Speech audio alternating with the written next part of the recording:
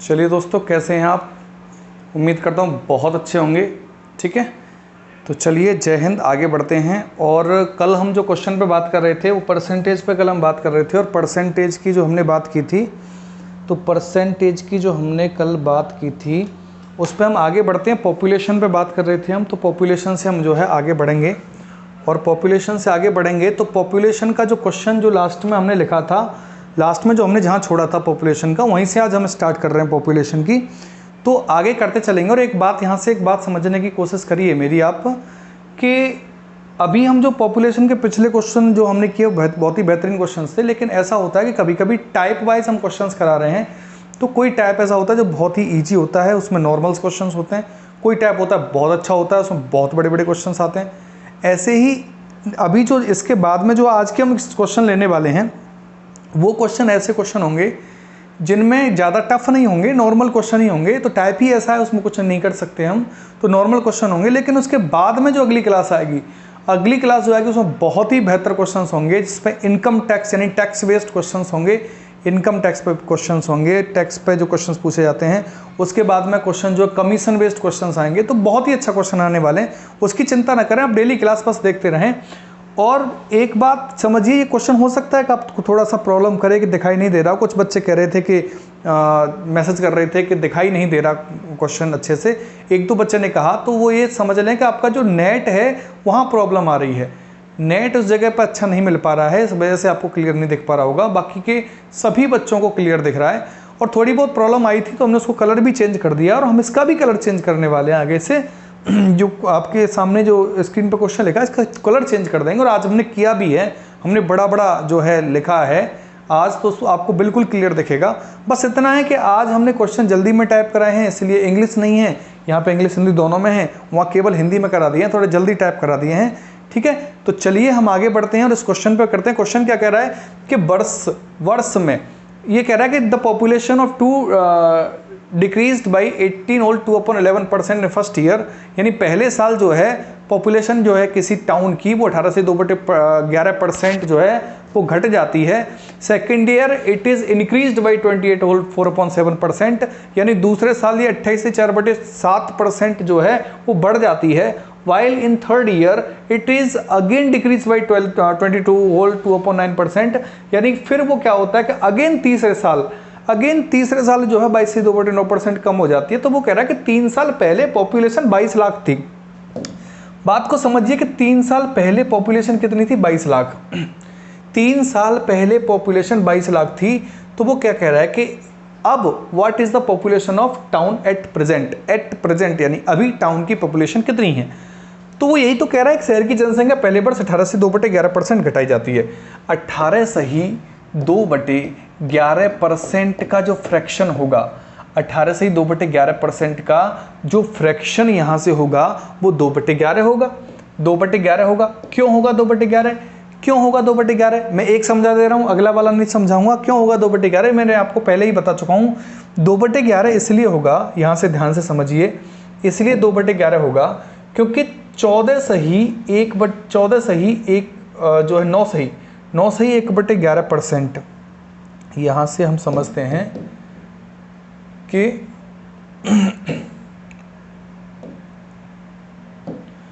9 सही 1/11% का जो फ्रैक्शन होता है वो कितना होता है? 1/11 होता है।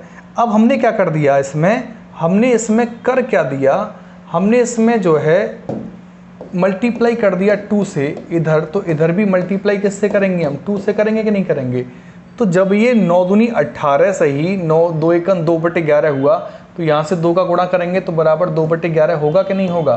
तो बस तो यही तो बात की हमने, 2/11, यही तो बात की 2/11। तो चलिए आगे बढ़ते हैं। और आगे बढ़ेंगे तो समझिए अगला क्वेश्चन, अगला क्या कह रहा है कि 18 से 2/11% घटाई जाती है। दूसरे वर्ष में 28 से 4/7% बढ़ाई जाती है। तो पहले मैं लिख दे रहा हूँ, 28 से 4/7% का फ्रैक्शन क्या होगा? 14 से 2/7% का फ्रैक्शन 1/7 होता है।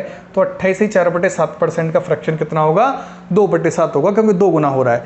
फिर वो कह रहा है कि दोबारा या जो है तीसरे वर्ष में दोबारा 22 से 2/9% घटाई जाती है। तो भाई 22 से ही 2/9%, 22 से ही 2/9% का जो फ्रैक्शन होगा, 11 से 1/9% का फ्रैक्शन 1/9 होता है। ठीक है। तो 22 से 2/9 का 2 का गुणा करेंगे तो कितना होगा, 2/9 होगा। समझ में आ रही है बात, ये फ्रैक्शन है, ठीक है। अब वो क्वेश्चन क्या कह रहा है, फ्रैक्शन हमने बता दिया आपको, फ्रैक्शन हमने पूरे बता दिए, फ्रैक्शन में प्रॉब्लम हो सकती है बस। अब आते हैं सीधे क्वेश्चन की तरफ कि जनसंख्या पहले वर्ष 18 से 2/11% घटाई जाती है। पहले वर्ष जो है जनसंख्या 18 से 2/11% घटाई जाती है, यानी पहले जनसंख्या अगर 11 थी, पहले जनसंख्या 11 थी तो घट के कितनी जाती है, 11 में से 2 घट के कितनी रह जाती है, 9 रह जाती है। समझ रहे हैं बात को। ऐसे ही क्या होता है फिर आगे क्या होता है कि दूसरे वर्ष में यह 28 से 4/7% बढ़ाई जाती है। 28 से 4/7% का 2/7, यानी 7 थी तो बढ़ के कितनी हो गई, जो है 9 हो गई। 7 थी तो बढ़ के कितनी हो गई, 9 हो गई। 7 से बढ़ के कितनी हो गई, 9 हो गई, क्योंकि 2/7 है। और ये बात कर रहा है कि दूसरे वर्ष इतनी बढ़ाई जाती है। बढ़ाएंगे तो 7 में 2 जोड़ेंगे, 7 और 2 9 हो जाएगा। तीसरे वर्ष दोबारा या 22 से 2/9% घटाई जाती है। तीसरे वर्ष दोबारा 22 से 2/9% घटाई जाती है, यानी 2/9 घटाई जाती है, यानी 9 थी तो घट के कितनी हो गई, 7। समझ में आ रही है बात। अब क्या क्वेश्चन को नहीं कर सकते हैं आप, बहुत ही आराम से कर सकते हैं क्वेश्चन को, बहुत आराम से क्वेश्चन कर लेंगे। कैसे करेंगे क्वेश्चन को, देखिए 9 से 9 कट जाएगा, 7 से 7 कट जाएगा, इधर कितना है 11 और इधर कितना है 9, तो रेशियो कितना आ गया 11/9 का। समझ रहे हैं बात को, 11/9 का रेशियो आ गया। अब यहाँ से बात समझिए कि उसने कहा क्या है, उसने ये कहा है कि 3 years ago population was 22 lakhs। 3 साल पहले जनसंख्या 22 लाख थी। 3 साल पहले, यानी कि ये पहले का है और ये बाद का रेशियो है। पहले 22 लाख थी तो 11 की वैल्यू कितनी हो गई, 22 लाख, ठीक है। तो 1 की वैल्यू कितनी होगी, 22/11, ठीक है। 1 की वैल्यू कितनी हो जाएगी, 22/11, 22/11 यानी कि 2 लाख, ठीक है। 1 की वैल्यू 2 हो गई तो पूछा किसका है, 9 की वैल्यू कितनी हो जाएगी, 9 गुणा 2 बराबर 18 लाख, ठीक है। तो कितनी हो जाएगी, 18 लाख। बात समझ में आई यहाँ तक। यहाँ तक कोई प्रॉब्लम है आपको, उम्मीद है कोई प्रॉब्लम नहीं होगी, क्योंकि 11 से 9 हो गई है, फिर 7 से 9 हो गई है, फिर 9 से 7 हो गई अगले वर्ष, 9 से 9 कट गया, 7 से 7 घट गया, कितना बचा है 11 बचा, यहाँ कितना बचा 9, यानी 11 से 9 हो रही है। तो 3 साल पहले 11 थी, 3 साल बाद 9 हो गई है, तो 11 और 9 के अनुपात में 3 साल पहले का अनुपात 11 है, 3 साल बाद का अनुपात 9 है। तो 11 की वैल्यू कितनी रहेगी, 12, 22, तो 1 की वैल्यू कितनी होगी 2, तो 9 की वैल्यू कितनी होगी, 9 दूनी 18 लाख। तो 3 साल बाद जनसंख्या कितनी होगी, 18 लाख होगी। तो चलिए अगले क्वेश्चन की तरफ चलते हैं, ठीक है। अगला क्वेश्चन देखिए, हाँ बहुत ही प्यारा क्वेश्चन है भाई। देखो, शहर की जनसंख्या में 25% आदमी और 33 से 1/3% औरतें शादीशुदा हैं। समझना, शहर की जनसंख्या में 25% आदमी और 33 से 1/3% औरतें शादीशुदा हैं, तो कितने प्रतिशत जनसंख्या शादीशुदा है। समझ रहे हैं बात को। देखिए जल्दी से क्वेश्चन पे आइए, जल्दी से समझिए क्वेश्चन को, और भाई जितना हो सके वीडियो को शेयर कर दीजिए। आप जितना हो सके वीडियो को शेयर कर दीजिए, जितने ज़्यादा से ज़्यादा बच्चे जोड़ेंगे उतना फ़ायदा होगा।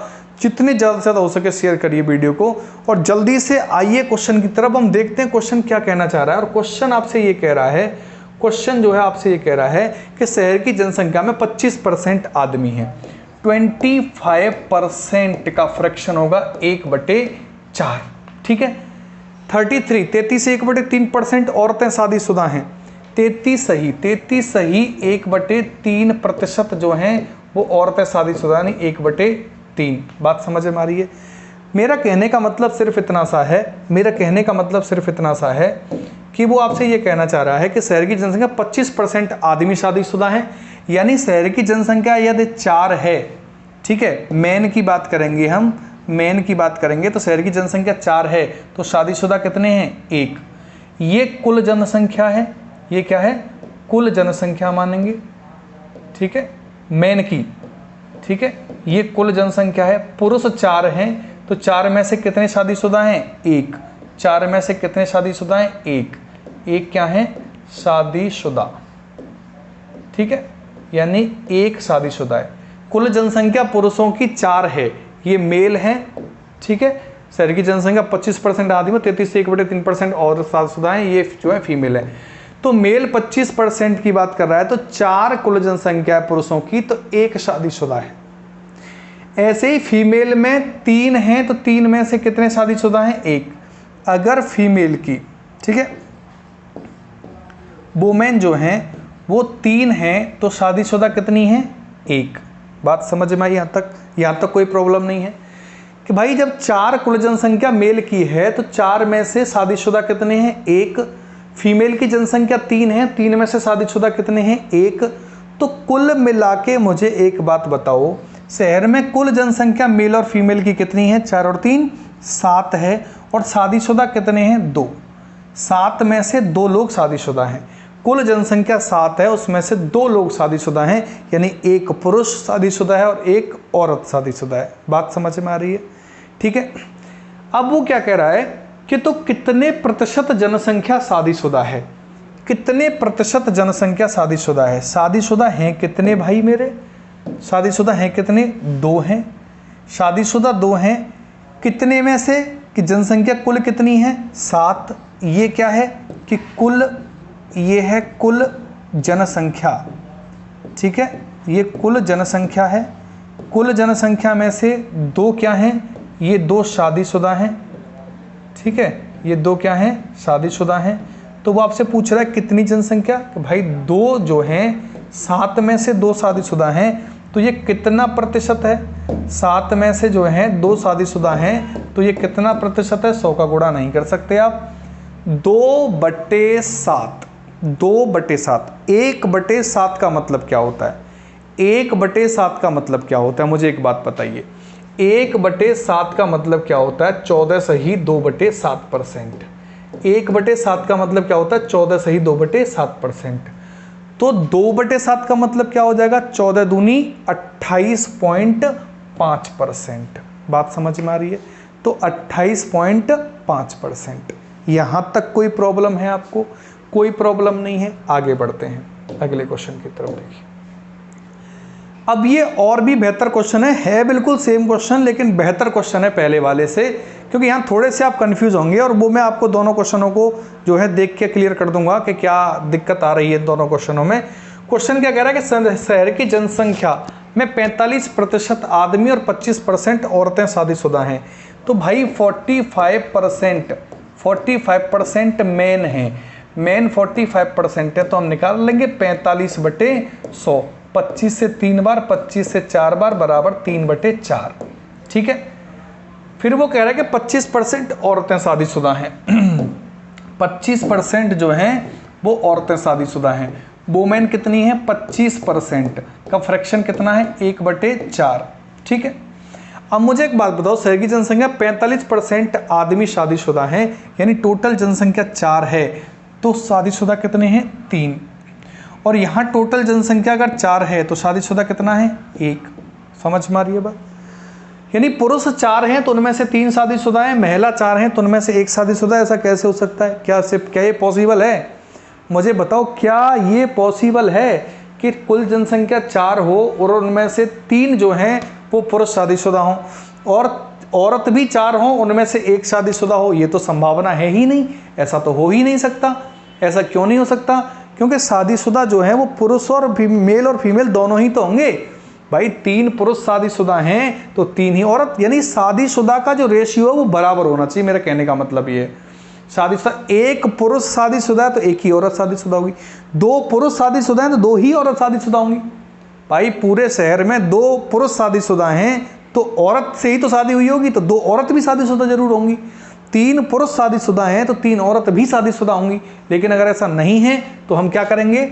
ऐसा नहीं है तो हम क्या करेंगे कि हमें इन दोनों को सेम करना होगा, ठीक है, हमें इन दोनों को सेम करना होगा। ये कुल जनसंख्या मेल की है, इनमें से 3 शादीशुदा हैं। ये फीमेल की जनसंख्या है, ये मेल की जनसंख्या है 4, 3 शादीशुदा हैं। ये फीमेल की है, वुमेन की है, इसमें से 1 शादीशुदा है। शादीशुदा को जो है, अब ऐसा तो नहीं हो सकता कि 3 मेल हैं और 1 ही वुमेन शादीशुदा है, ये तो पॉसिबल ही नहीं है। 1 पुरुष के साथ 1 ही फीमेल जो है शादीशुदा हो सकती है, 1 फीमेल के साथ 1 ही मेल शादीशुदा हो सकता है।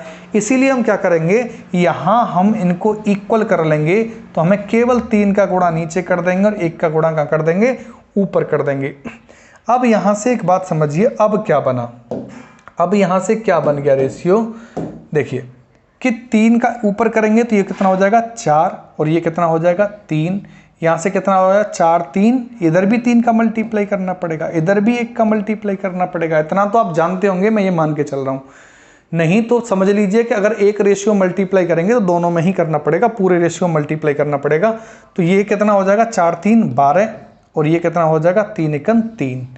अब यहाँ से हमने इसको इस तरीके से कर लिया, तो क्या अब इस क्वेश्चन को आप नहीं कर सकते? बिल्कुल कर सकते हैं। कैसे करेंगे देखिए, अब कुल कितना हो गया 12 और 4 कितना हो गया 16, और 3 और 3 कितना हो गया 6। बात समझ में आई? 12 और 4 कितना हो गया 16, यानी कुल जनसंख्या 16 है, उनमें से शादीशुदा कितने हैं 6 शादीशुदा हैं।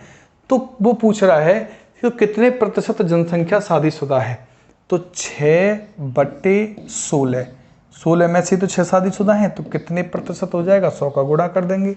ठीक है, तो 4 से 4 बार, 4 से 25 बार।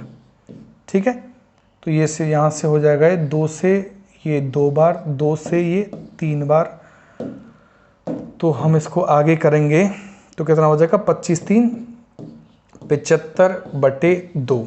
ठीक है, और 75/2 करेंगे तो आराम से कर सकते हैं, 2 3 6, ठीक है, 1 2 7 14 और 2 पंजे 10, 37.5%। तो हमारा क्या है ऑप्शन नंबर सी हमारा राइट आंसर है। ऑप्शन नंबर सी हमारा राइट आंसर है। तो यहाँ तक आपकी समझ में आया? यहाँ तक आपकी समझ में आया? कोई परेशानी वाली बात नहीं है। दोबारा से समझ लीजिए, दोबारा से समझ लीजिए। मैं थोड़ा छोटा कर देता हूँ इसको, तो थोड़ा सा छोटा कर देते हैं, दोबारा आप समझ लीजिए इसको। ठीक है, देखिए वो क्या कह रहा है, दिख रहा होगा, मुझे उम्मीद है इतना छोटा दिख रहा होगा। वो कह रहा है कि शहर की जनसंख्या में 45% आदमी हैं, तो 45% यानी 3/4। अगर 4 आदमी हैं तो 4 में से 3 शादीशुदा हैं। 4 अगर आदमी हैं तो 4 में से कितने शादीशुदा हैं? 3 शादीशुदा हैं। 25% औरतें शादीशुदा हैं। कहने का मतलब ये है कि अगर 4 औरतें हैं तो उनमें से 1 शादीशुदा है। तो 4 में से 3 शादीशुदा हैं, 4 में से 1 औरत शादीशुदा है, लेकिन 3 पुरुष शादीशुदा और 1 औरत शादीशुदा कैसे हो जाएंगे? नहीं हो सकते। तो ध्यान रखिए, हमेशा शादीशुदा का रेशियो जो होगा उसको सेम करना पड़ेगा, इक्वल करना पड़ेगा। तो यहाँ पे 3 है, यहाँ 1 है, तो जब हम इक्वल करते हैं तो हम 1 का मल्टीप्लाई ऊपर कर देंगे, 3 का मल्टीप्लाई नीचे कर देंगे।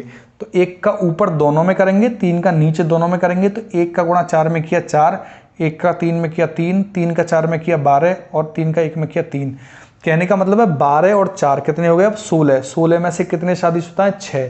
तो 6 शादीशुदा हैं 16 में से। अब इसको पूरे को सॉल्व करेंगे तो कितना आएगा? 37.5% आएगा। तो आपकी समझ में ये आ गया अच्छे तरीके से। चलिए हम आगे बढ़ते हैं, अगला क्वेश्चन।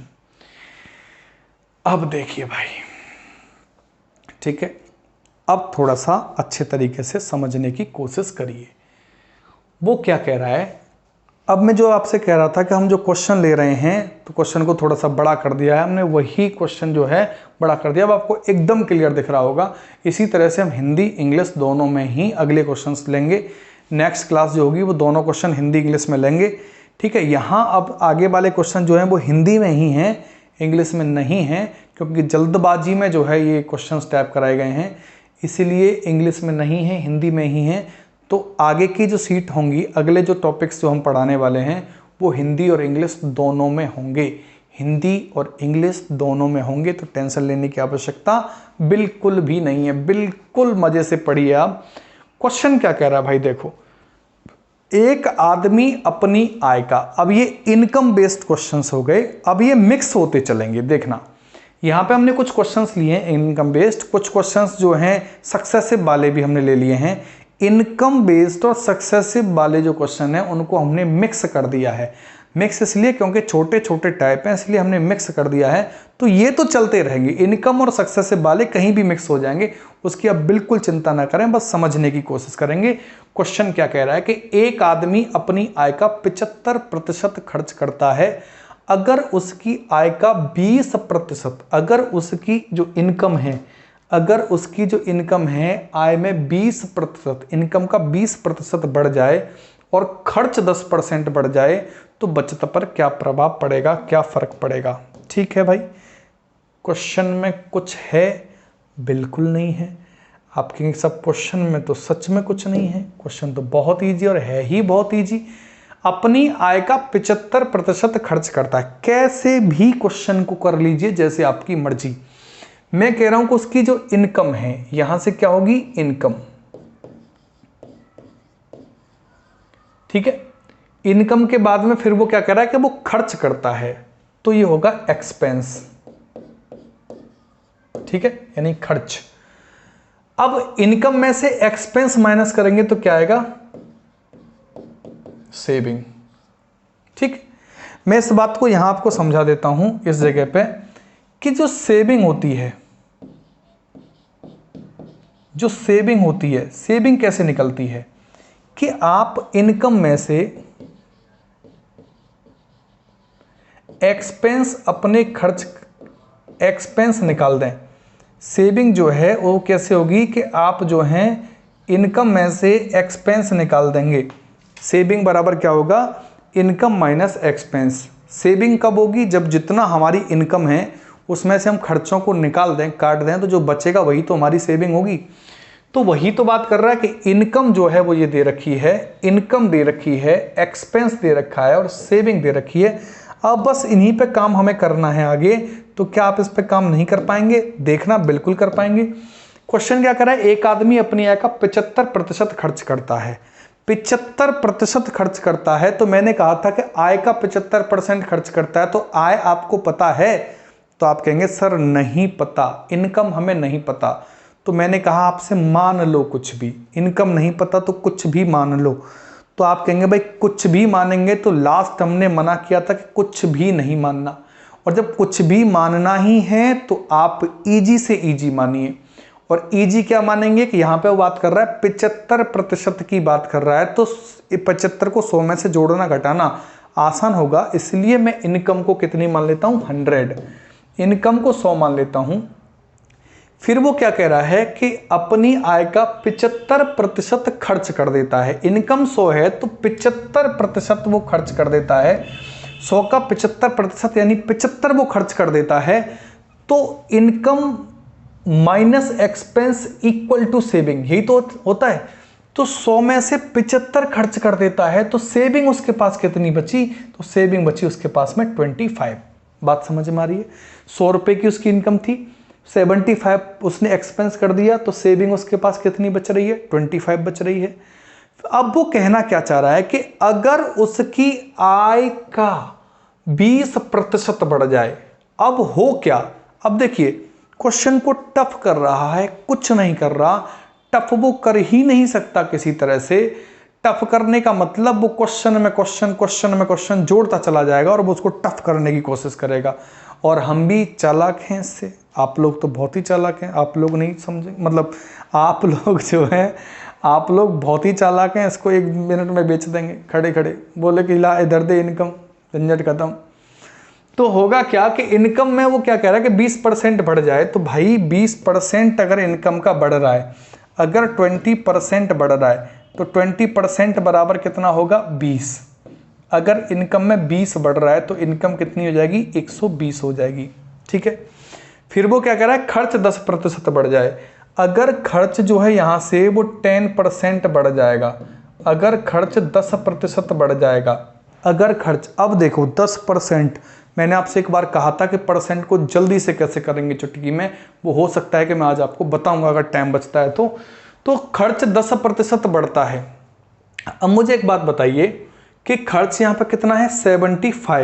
75 एक्सपेंस है, और 75 में कितना बढ़ रहा है कि 10% बढ़ रहा है।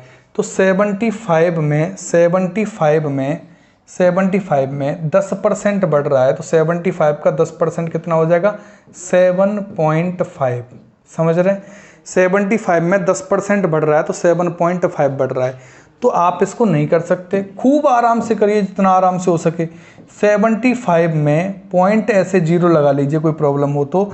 7.5 बढ़ाना है तो यहाँ से 5 हो जाएगा, 7 और 5 कितना हो जाएगा? 12, 2, 1, 8 और 1, 9, कितना होगा? 82.5। 75 में 10% जोड़ेंगे, 75 का 10% 7.5 होगा, कुछ स्टूडेंट कह रहे होंगे कैसे होगा, देखो बहुत ही छोटी बात है, 75 का 10%, 0 से 0 कट जाएगी और 75/10 करेंगे, 75/10 करेंगे तो कितना आएगा, 7.5 आएगा। और 7.5 75 में ही ऐड करेंगे तो कितना हो जाएगा, 5, 7 और 5 कितना हो जाएगा, 12, 2, 8 और 1, 7 और 1 कितना हो जाएगा, 8। तो यहाँ से आपकी समझ में बात आई, तो ये कितना हो गया, 82.5। ठीक है, ये 120 है, 82.5 है, तो कितना बड़ा, ये 82 है, ये 82.5 है, तो 120 में से 82.5 आप माइनस नहीं कर पाएंगे, बिल्कुल कर लेंगे। खूब सुकून से करिए, खूब सुकून से करिए। 120 में से आप 82.5 माइनस कर दीजिए। ठीक है, तो 10 में से 5 घटाएंगे तो कितना आएगा, 5। ठीक है, तो यहाँ से कितना हो जाएगा, 4, यहाँ से कितना हो जाएगा, 3, तो कितना आएगा 34.5। तो यहाँ से कितना आ जाएगा, यहाँ से आ जाएगा 34.5, 34.5। ठीक है, तो कितना बढ़ गया, अब मुझे एक बात बताइए कितना बढ़ गया। 25 पहले सेविंग था, अब जो सेविंग है, पहले 25 था, अब जो सेविंग है वो 34.5 है। तो 34.5 है, तो फिर आप माइनस कर लीजिए, फिर आप ऐसे ही माइनस कर लीजिए कि 34.5 में से माइनस करेंगे 25। ठीक है, तो कर सकते हैं, बिल्कुल कर सकते हैं। 5 आएगा, यहाँ से कितना हो जाएगा, 9 आएगा। ठीक है, तो कितना होगा 9.5, तो कितना हो जाएगा 9.5। 9.5 डिवाइडेड बाई कितना हो, 9.5 ही तो बड़ा, 9.5 डिवाइडेड बाई कितना हो जाएगा, 25। 9.5 डिवाइडेड बाई कितना हो जाएगा, 25 और मल्टीप्लाई कितना हो जाएगा, 100। तो 25 से कितनी बार, 4 बार। ठीक है, तो 25 से 4 बार हो जाएगा, तो इसका मल्टीप्लाई करेंगे हम, कितना हो जाएगा, 4 पंजे 20, 0, 2, 9 36 और 2 कितना हो जाएगा, 38, 38। ठीक है, तो क्या फर्क पड़ेगा, 38% जो है वो क्या हो जाएगा, इंक्रीज हो जाएगा। ठीक है भाई, करिए।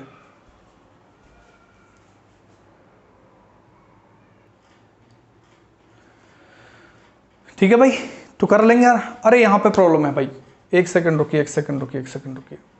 तो यहाँ पे जो प्रॉब्लम होगी वो क्या है, यहाँ से 120 में से 82.5 अगर हम माइनस करेंगे, तो 82.5 अगर हम माइनस करेंगे 120 में से, तो ये 34.5 नहीं आएगा, क्योंकि 5, 5, 10, 0 नहीं आएगा। तो 120 में से ठीक है 82.5 अगर माइनस करेंगे तो यहाँ से कितना आएगा, यहाँ से कितना आएगा, यहाँ से 5 और ये कितना हो जाएगा 7 और ये कितना हो जाएगा 37। तो यहाँ 34 नहीं होगा, यहाँ 37 होगा। एक सेकंड रुकिए, बस थोड़ी सी कैलकुलेशन मिस्टेक है इसमें, तो बस थोड़ा सा आप जो है इसको समझने की कोशिश करेंगे। 37.5 आएगा, ये कितना आ जाएगा, यहाँ से 34.5 की जगह पे क्या आ जाएगा, यहाँ हो जाएगा 37.5,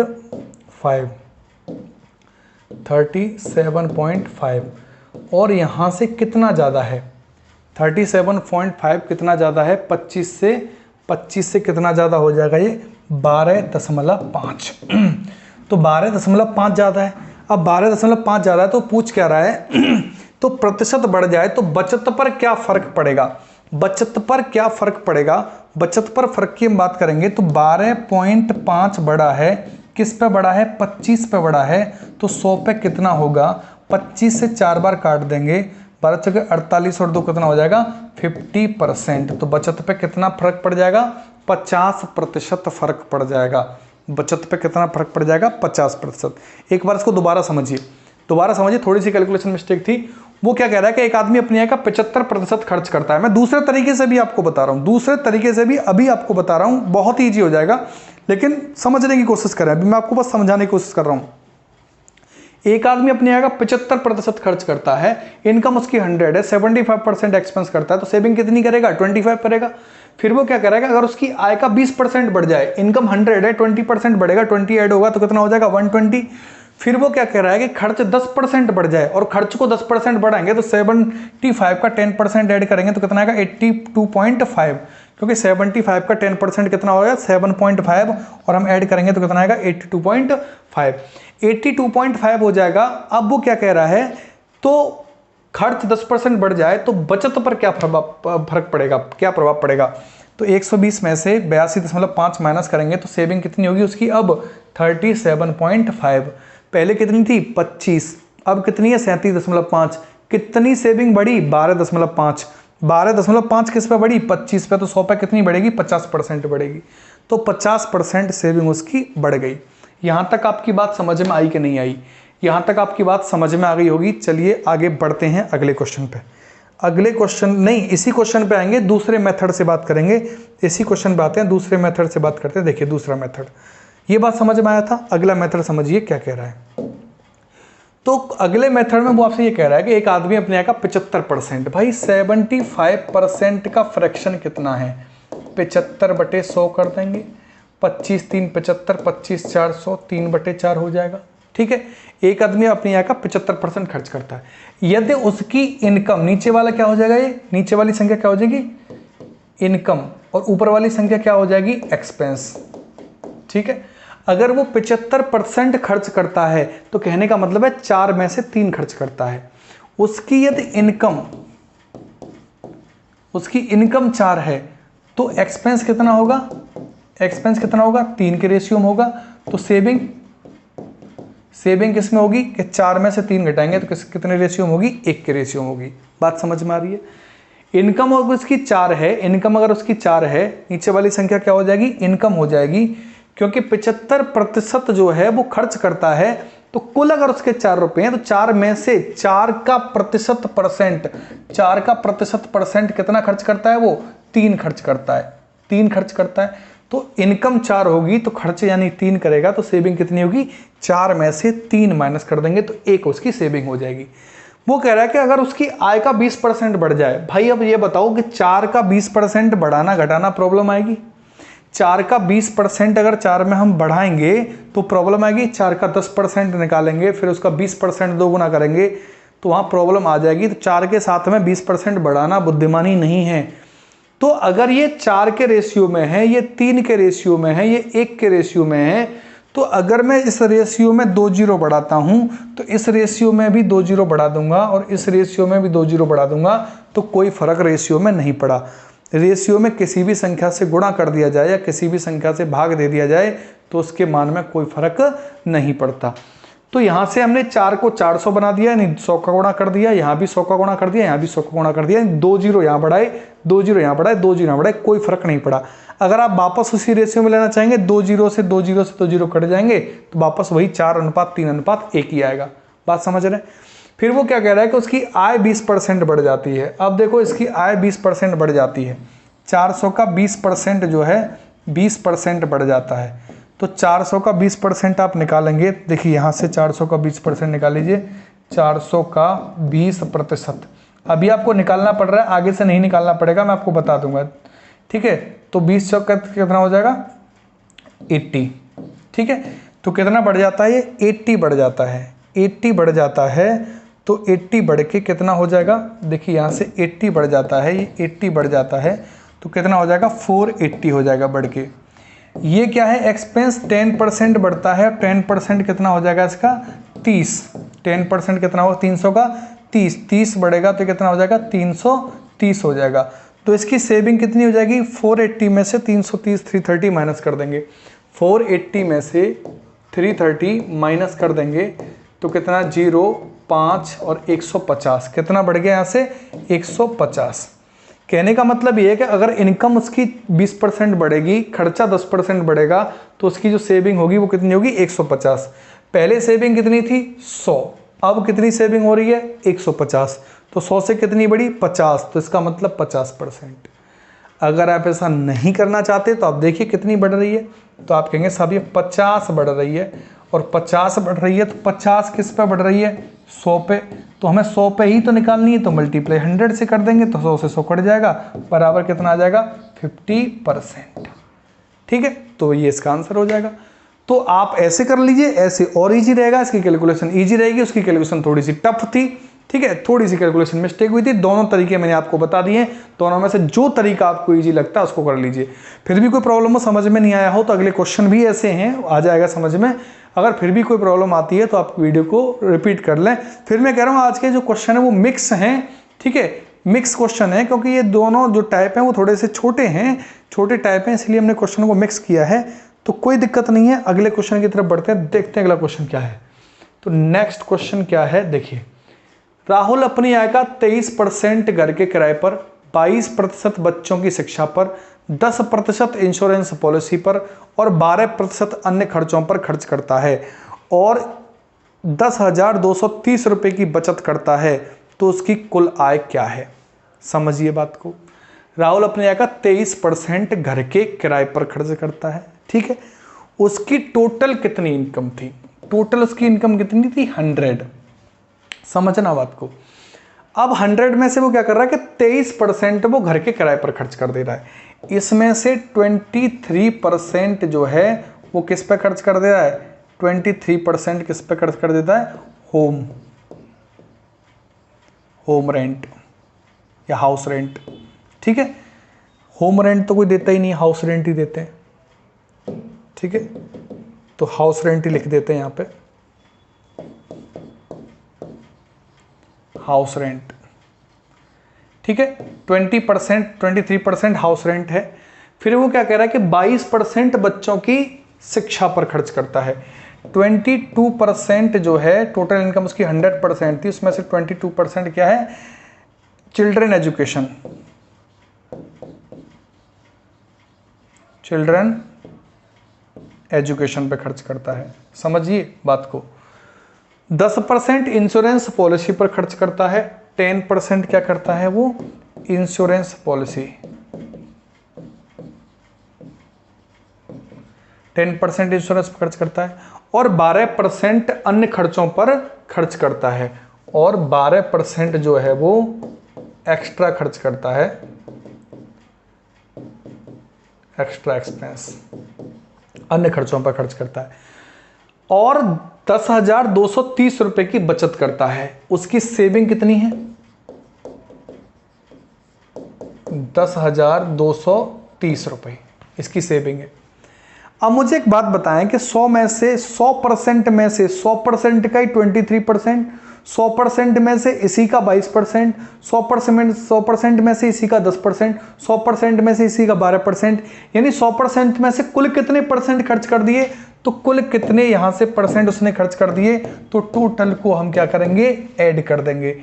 तो 20, 40, 50, 60, 3 और 2 5 और 2 7, ठीक है।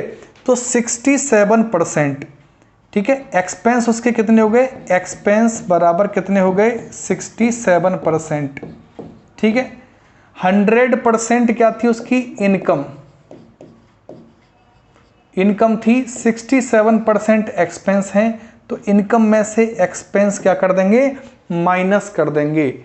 इनकम में से 100% में से एक्सपेंस माइनस कर देंगे, 67% माइनस कर देंगे, तो कितना बचेगा? 33%। और 33% की वैल्यू कितनी दे रखी है? 10230, ठीक है, 10230। तो 1% की वैल्यू कितनी आ जाएगी यहाँ से? 10230 डिवाइडेड बाई 33, ठीक है। तो हमें निकालना क्या है यहाँ से? उसने पूछा है तो बचत करता है तो उसकी कुल आय क्या है, और कुल आय क्या है यहाँ पे? 100%। तो वो आपसे क्या कहना चाह रहा है कि भाई 100% की वैल्यू बताएं। 100% की वैल्यू की बात करेंगे तो 100 का यहाँ पे मल्टीप्लाई और कर देंगे, ठीक है। अगर 100% की वैल्यू निकालेंगे तो 100 का और मल्टीप्लाई कर देंगे। तो आप इसको काट सकते हैं, ठीक है। आप इसको सॉल्व करिए और सॉल्व करेंगे तो 11 से कितनी बार कटेगा? 3 बार। 11 से इसको काटेंगे तो कितनी बार? 11 से 9 बार, 99। 11 3 33, 0 930 बार। 3 से फिर इसको काट देंगे, 3 3 9, 3 1 3, 310 बार, ठीक है। और 310 गुणा 100 करेंगे, 310 गुणा 100 करेंगे तो कितना हो जाएगा? 310 गुणा 100 करेंगे तो बराबर कितना हो जाएगा 31000। ठीक है, तो कुल उसकी आय कितनी है, इतने रुपए उसकी आय है। बात समझ में आई? कोई प्रॉब्लम है यहाँ तक? कैसी भी प्रॉब्लम नहीं है।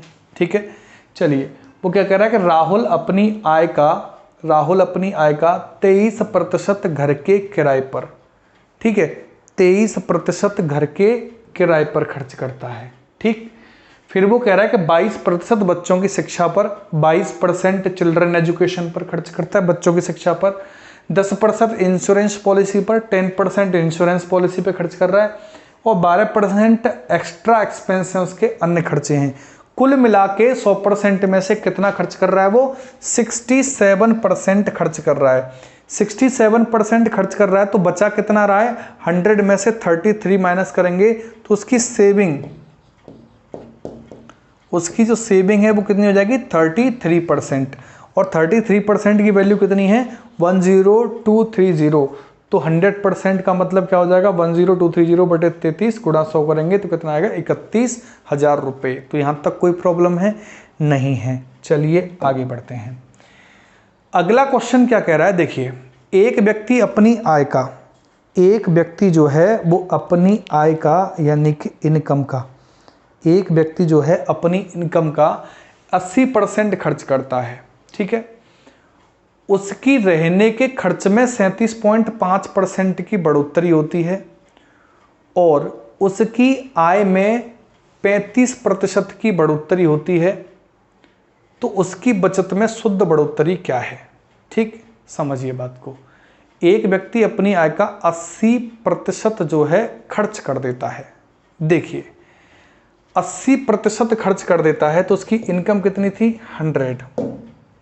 ठीक है, उसकी इनकम कितनी थी? 100। ये इनकम है, ये खर्च कर रहा है, एक्सपेंस है, और ये सेविंग है। तो वो क्या कह रहा है? 80% खर्च कर देता है तो एक्सपेंस कितना करता है? 80% खर्च कर देता है तो सेविंग कितनी है उसकी? 20। यहां तक कोई प्रॉब्लम किसी को नहीं होनी चाहिए। अगर उसकी इनकम हम 100 मानेंगे, को 80% की बात कर रहा है तो 80% को 100 में से घटाना जोड़ना आसान होगा, इसलिए हम क्या मानेंगे? इनकम को 100 मानेंगे। 80% खर्च कर दे रहा है तो कितनी? 80 खर्च करने के बाद सेविंग कितनी बची उसके पास? 20%। फिर वो क्या कर रहा है कि 37.5% की बढ़ोतरी होती है। 37.5% की बढ़ोतरी होती है, उसके रहने के खर्च में 37.5% की बढ़ोतरी होती है। इसमें 37.5% की बढ़ोतरी होती है, इसमें बढ़ जाता है। तो 80 का 37.5% मैं इधर कर दे रहा हूं, 80 का 3/8, 37.5% है 3/8, यानी 10 बार 10 गुणा 3 बराबर कितना हो जाएगा? 30। तो 30 की बढ़ोतरी हो जाती है। कहने का मतलब यह है कि इसमें बढ़ोतरी कितनी हो जाती है? 30 की बढ़ोतरी हो जाती है। और 30 बढ़ने के बाद में 80 और 30 कितना हो जाता है? 110। ठीक है, एक्सपेंस कितना हो जाता है? 110। और उसकी आय में 35% की बढ़ोतरी हो जाती है। इनकम जो है इसमें 35% की बढ़ोतरी का मतलब है 35 रुपये बढ़ जाता है। 35 बढ़ जाता है तो कितना हो जाता है? 135 हो जाता है। बात समझ में आ रही है? तो बात यहाँ तक समझ में आ रही होगी कि ये जो है वो 135 हो जाता है और ये बढ़ के 110 हो जाता है। तो अब जो सेविंग होगी, यहाँ पे सेविंग कितनी होगी? इसमें से 135 में से 110 माइनस कर देंगे तो सेविंग कितनी हो जाएगी भाई मेरे? यहाँ से सेविंग जो हो जाएगी वो हो जाएगी 25। समझ में आई बात? 35 में से 135 में से 110 माइनस करेंगे तो 25 सेविंग हो जाएगी। पहले कितनी सेविंग आ रही है यहाँ से? पहले सेविंग कितनी है यहाँ से देखो, 20 थी, अब 25 है, तो कितनी बढ़ गई सेविंग? 5 बढ़ गई। ठीक है, तो वो क्या कह रहा है कि उसकी बचत में शुद्ध बढ़ोतरी क्या है? उसकी जो सेविंग है वो कितनी बढ़ गई? सेविंग कितनी बढ़ गई? तो आप कहेंगे साहब 5 बढ़ी। किस पे बढ़ी? 20 पे बढ़ी। तो 100 पे कितनी बढ़ेगी? 100 पे कितनी बढ़ेगी? 20 से 5 बार 5 पंजे 25 बढ़ेगी, 25%।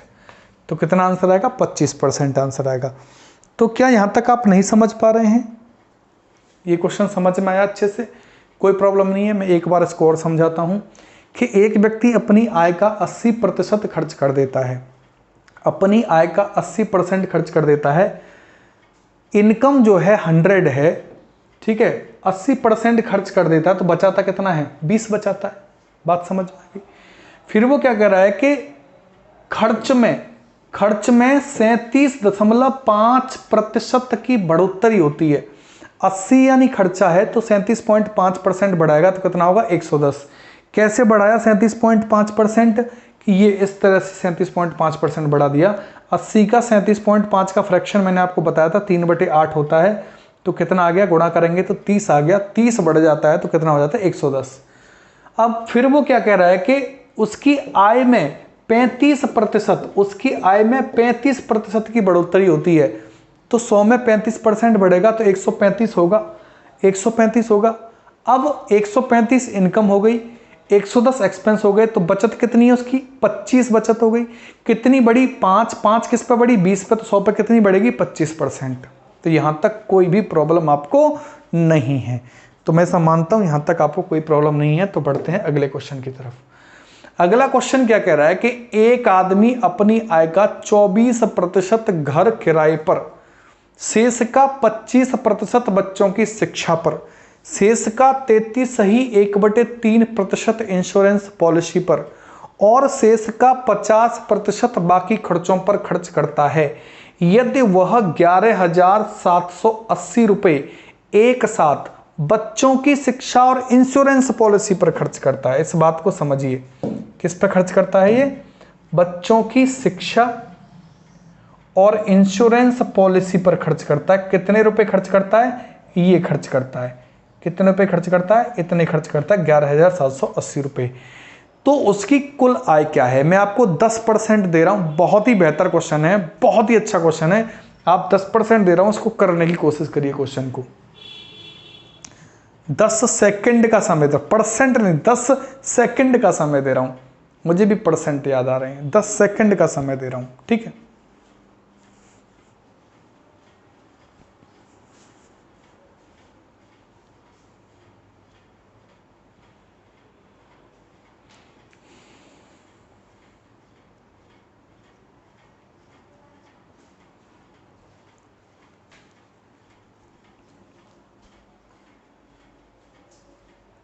कैलकुलेशन भाई यहाँ पे थोड़ी सी ज़्यादा होगी। हो सकता है कि आपको कैलकुलेशन थोड़ी सी ज़्यादा लगे, तो चिंता करने की कोई ज़रूरत नहीं है। कैलकुलेशन के लिए हमारे पास बहुत बड़ा बोर्ड है, हम आराम से कैलकुलेशन करेंगे। आपको पूरा सिखा के कैलकुलेशन करेंगे, बहुत आराम से कैलकुलेशन करेंगे। चिंता ना करें बस आप, ठीक है? पूरा सिखा के ही छोड़ेंगे, चाहे कुछ भी हो जाए। एक बात ध्यान दीजिए, आप क्लास को छोड़ के मत भागना आज, ठीक है? क्योंकि आज मैं लास्ट में आपको वो चीज बताने वाला हूं जिससे किसी भी परसेंट में कैलकुलेशन करने की आवश्यकता तो नहीं पड़ेगी। तुरंत आप ओरली कैलकुलेशन कर रहे होंगे, ओरली परसेंट निकाल रहे होंगे, ठीक है? तो वो मैं आपको सिखाने वाला हूं। बहुत ही अच्छा कॉन्सेप्ट है वो, जो स्टूडेंट रहेगा वो सीख लेगा। तो आज ही सीख लें, वो ज़्यादा उचित है। ये मत सोचा करें कि हम रिकॉर्डेड देख लेंगे। अरे अभी देख लो, टाइम निकाल लो। इस समय आपसे बिल्कुल खाली हैं आप, इस समय आप पे टाइम नहीं निकल रहा कि 8 बजे हम लाइव आ रहे हैं और 8 बजे से आप लगातार देखते रहें क्लास को। तो क्या प्रॉब्लम आ रही है उसमें आपको? 8 बजे से लगातार क्लास देखिए, डेली देखिए। कुछ कामों को छोड़िए, पढ़ने के लिए तो काम छोड़ने पड़ेंगे, पढ़ने के लिए ही तो काम छोड़ने पड़ेंगे, नहीं तो फिर काम करने लायक नहीं रहेंगे हम। अगर नहीं पढ़े तो काम करने लायक नहीं रहेंगे। कहीं से भी पढ़िए, किसी भी टीचर को पढ़िए, किसी भी टीचर को पढ़िए, लेकिन आप पढ़िए जरूर। समझ रहे हैं? बहुत सारे टीचर, लगभग सभी टीचर आपको यूट्यूब पर पढ़ाने लग रहे हैं। आपको जो टीचर बेस्ट लग रहा है, जो टीचर आपको बहुत अच्छा लग रहा है, उस टीचर से पढ़िए। जिससे ज़्यादा समझ में आ रहा है उससे पढ़िए, लेकिन पढ़िए जरूर। यही तो समय है, घर बैठे पढ़ना मिल रहा है। जैसे ही क्लासेस ऑफलाइन आएंगी, जैसे ऑफलाइन क्लासेस आएंगी, तो यूट्यूब पे जो हैं टीचर्स जो हैं वो कम रहेंगे और ऑफलाइन में फिर ज़्यादा रहेंगे। तो हर टीचर जो यूट्यूब पे, तो हो सकता है कि हर टीचर आपको ना मिल पाए। तो आज आपको हर टीचर यूट्यूब पे मिल रहा है लगभग, तो आप सभी टीचर्स को देखिए, पढ़िए, जो आपको बेहतर लगे उससे पढ़िए।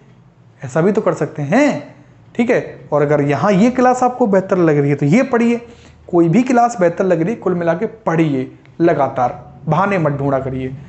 एक आदमी अपनी आय का 24% घर किराए पर, शेष का 25% बच्चों की शिक्षा पर। मुझे एक बात बताइए, मैं इनकम को यहां से मान लेता हूं 100, इनकम को कितनी मान लेता हूं यहां से 100 मान लेता हूं, ठीक है भाई। इनकम को क्या मान लेते हैं 100। एक आदमी अपने यहाँ का 24% घर के किराए पर खर्च करता है। यहां से देखिए 24%, 24%, ठीक है, 24% किस पे कर रहा है, घर के किराए पर, हाउस रेंट पे। मैं लिख देता हूं, थोड़ा टाइम लूंगा मैं अब की बार, लेकिन आप देखिए समझिए, ठीक है। हाउस रेंट,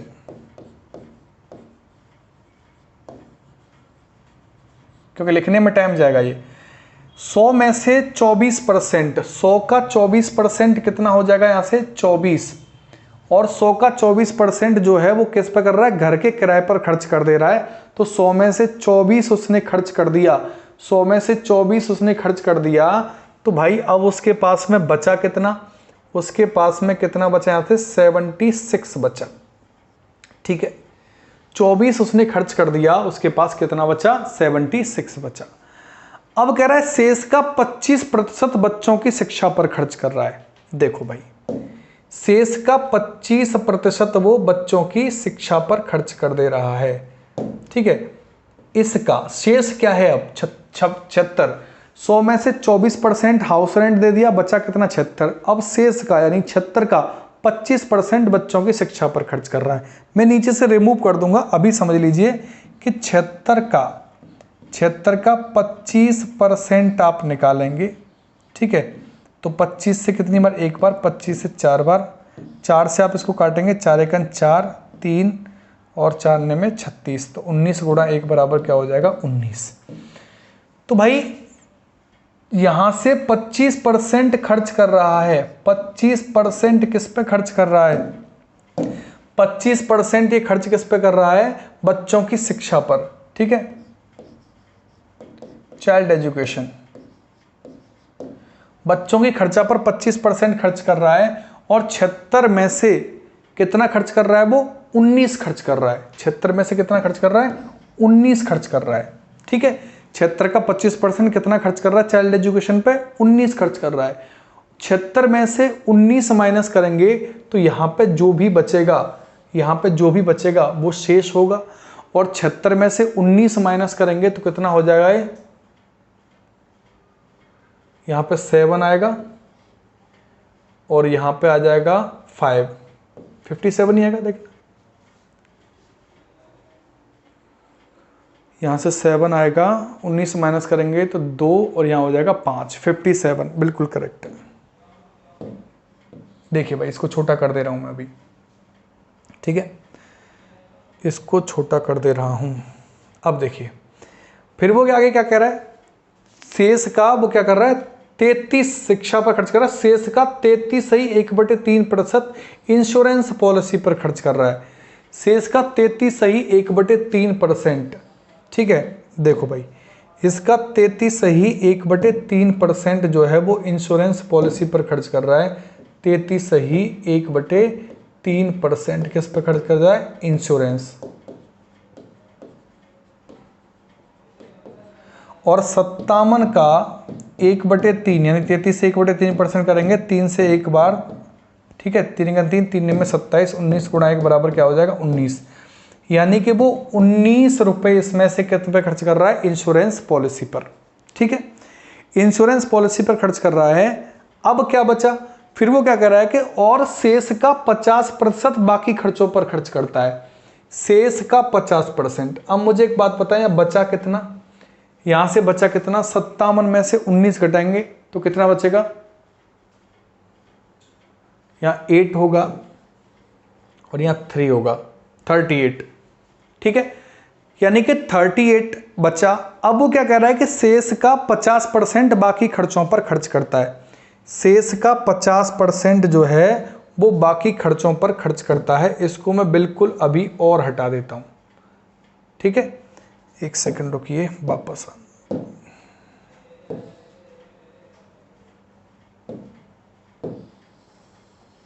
इधर रख दे। शेष का 50% बाकी खर्चों पर खर्च कर दे रहा है। ठीक है, तो यहां से कितना परसेंट? 50%। 50% क्या है? Other expense. अदर एक्सपेंस तो कितना 50% कितना कम कर देगा? 19 खर्च कर देगा यहां से। ठीक है, तो कोई प्रॉब्लम नहीं है। अब देखिए क्वेश्चन को, अब यहां से आप क्वेश्चन को समझिए।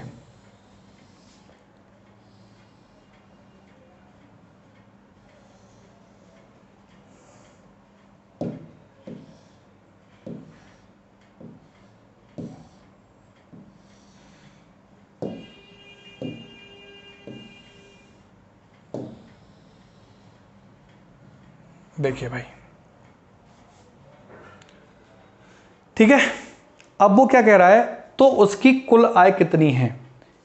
कुल आय कब बात कर रहा है? कुल आय पे आप थोड़ा सा मुझे टाइम दीजिए, थोड़ा सा ये जो हो गया है मैं इसको हटाने की कोशिश करता हूँ, इसको हटा रहा हूँ, थोड़ा सा मुझे समय दीजिए।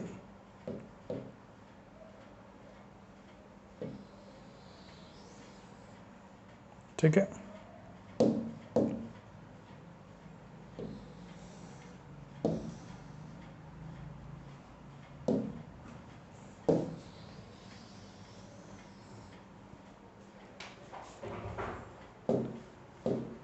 देखिए भाई, अब वो क्या कह रहा है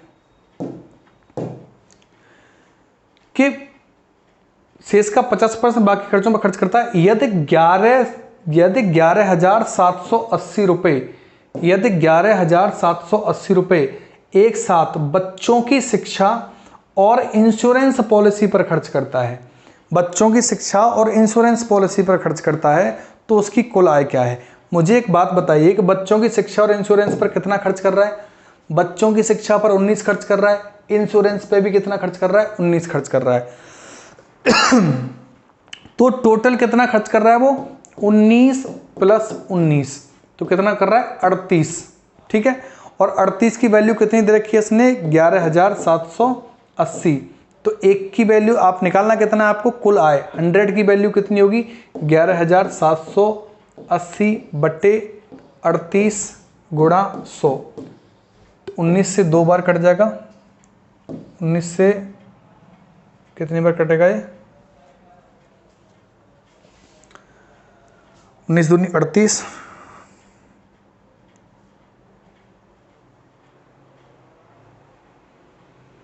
नहीं कट रहा क्या? 11,780, तो 11,780 हम इसको काटेंगे तो कितनी बार कट रहा है? पहले 2 से काट के देख लेते हैं।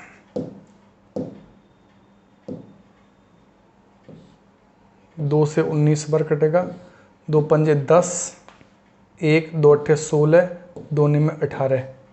ठीक है, फिर 19 से कट रहा है, 19 3 57, 1 19 1 19। ठीक है, और 31 गुणा 100 करेंगे तो कितना आ जाएगा? 131000। समझ में आ रही है? तो ये इसका आंसर हो जाएगा कितने का? 100 का, 100% का ये आंसर आ जाएगा। यहां तक बात क्लियर हुई? दोबारा समझने की कोशिश करो क्वेश्चन को। क्वेश्चन कह रहा है एक आदमी अपनी आय का 24% घर के किराए पर, टोटल 100 है, 24% घर के किराए पर खर्च कर रहा है, तो 24 कम कर रहा है, तो कितना बचा उसके पास? 76। 76 में से फिर वो क्या कर रहा है कि 25% बच्चों की शिक्षा पर खर्च कर रहा है, 25% बच्चों की शिक्षा पर, चाइल्ड एजुकेशन पर खर्च कर रहा है, तो 76 का 25% 19 खर्च कर रहा है, तो अब कितना बचा उसके पास में? 57 बचा। फिर वो क्या कर रहा है कि उसका 33 से 1/3%, 33 से 1/3% इंश्योरेंस पॉलिसी पर खर्च कर रहा है। 57 का 33 से 1/3% 19 हुआ। कैसे निकाला हमने? पहले निकाल चुके हैं। 19 हुआ, कितना बचा? 38। अब बचा हुआ कितना है? 50% खर्च कर रहा है बाकी खर्चों पर, अदर एक्सपेंस 50% है, तो 38 में 19 घटाएंगे तो कितना बचेगा? यहां से 19 बचेगा। तो इससे कोई हमें मतलब नहीं है। क्यों? क्योंकि वो कह रहा है कि यदि 11,780 रुपए एक साथ बच्चों की शिक्षा और इंश्योरेंस पॉलिसी पर खर्च करता है, तो उसकी कुल आय कितनी है? तो इंश्योरेंस, बच्चों की शिक्षा 19, इंश्योरेंस पॉलिसी 19, टोटल कितना? 38। 38 की वैल्यू 11,780 है, तो 100% की 11,780 बटे 38 गुणा 100 करेंगे और इसका कैलकुलेशन करेंगे तो कितना आएगा? 31,000 इसका आंसर आएगा। कैलकुलेशन अगर ऊपर नीचे हो तो आप उसको, कोई दिक्कत नहीं है, कोई परेशान होने वाली बात नहीं है, इतनी तो आप अपने आप कर सकते हैं। अगर कोई प्रॉब्लम आती है तो और आप जो है मेथड को समझिए, इस तरीके से क्वेश्चन को सॉल्व करेंगे। इसमें ये नहीं पूछ रहा तो उसकी ये नहीं पूछ रहा उसने दिया हो कि इसकी ये है तो 100% क्या होगा। उसने क्वेश्चन में जो दिया है वो दिया क्या है, वो बचा हुआ नहीं दिया। पहले वो बचत दे रहा था कि बचत इतनी है, अब की बार बचत नहीं दे रहा आपसे उसने कहा क्या कि बच्चों की शिक्षा और इंश्योरेंस पॉलिसी पर, बच्चों की शिक्षा 19, इंश्योरेंस पॉलिसी 19, 19, 19, 38, 38 की वैल्यू दे रखी है इतनी। बात समझ में आ रही है। पिछले क्वेश्चन में वो क्या दे रहा था, बचत दे रहा था। बात समझ में आई। चलिए आगे बढ़ते हैं अगले क्वेश्चन की तरफ। ये समझ में नहीं आया हो तो आप दोबारा देख सकते हैं, थोड़ा सा बड़ा क्वेश्चन था, यहां से यहां तक कंप्लीट हुआ, लेंदी था और क्वेश्चन को हमें इधर से उधर करना पड़ा, उस चक्कर में थोड़ा सा डिस्टर्बेंस हुआ इस क्वेश्चन में, इस क्वेश्चन को इधर से उधर लगाने में। लेकिन बाद में मैंने आपको पूरा दोबारा से समझा दिया है। फिर भी प्रॉब्लम आती है दोबारा आप इस वीडियो को देख लेना, कोई बड़ी बात नहीं है, आराम से इस क्वेश्चन को कर सकते हैं। फिर भी कोई प्रॉब्लम आती है तो मुझे फिर बताएं, कमेंट में लिख देंगे, मैं दोबारा एक बार और समझा दूंगा इसको फिर आगे चल के। तो चलिए आगे बढ़ते हैं अगले क्वेश्चन की तरफ।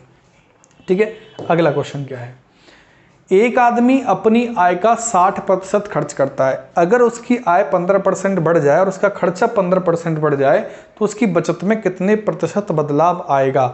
एक आदमी अपनी आय का 60% जो है वो खर्च करता है। ठीक है भाई, कोई दिक्कत वाली बात नहीं है। 60% खर्च करता है तो मुझे एक बात बताएं कि टोटल हम 100 मानेंगे। ठीक है, क्या है ये, इनकम 100 मानेंगे। एक्सपेंस जो होगा वो उसका कितना हो जाएगा कि अपनी आय का 60% खर्च कर रहा है, तो 60 खर्च कर रहा है तो सेविंग कितनी हो जाएगी, सेविंग कितनी हो जाएगी, यहां से 100 में से 60 घटाएंगे तो 40 हो जाएगी। अगर अपनी आय का 15% बढ़ जाए, 15% बढ़ जाए, 15% बढ़ेगा तो कितना होगा 115।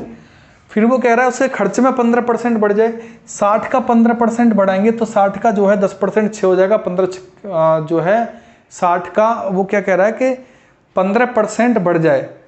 ठीक है, तो 60 का 15% आप निकालेंगे तो 60 का 15%, ठीक है,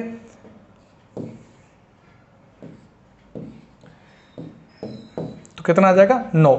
तो 9 बढ़ रहा है तो कितना हो रहा है 69 हो रहा है। और 115 में से 69 अगर हम माइनस कर देते हैं, 115 में से अगर हम 69 माइनस कर देते हैं तो कितना बचेगा, यहाँ से 6 हो जाएगा, यहाँ से 4 हो जाएगा, कितना हो जाएगा 46। समझ में आ रही है बात। तो यहाँ तक कोई प्रॉब्लम है, यहाँ तक कोई प्रॉब्लम नहीं है। यहाँ तक एक बार देखिए आप, यहाँ तक कोई प्रॉब्लम नहीं, यहाँ तक एक बार देख लीजिए फिर आगे बढ़ते हैं।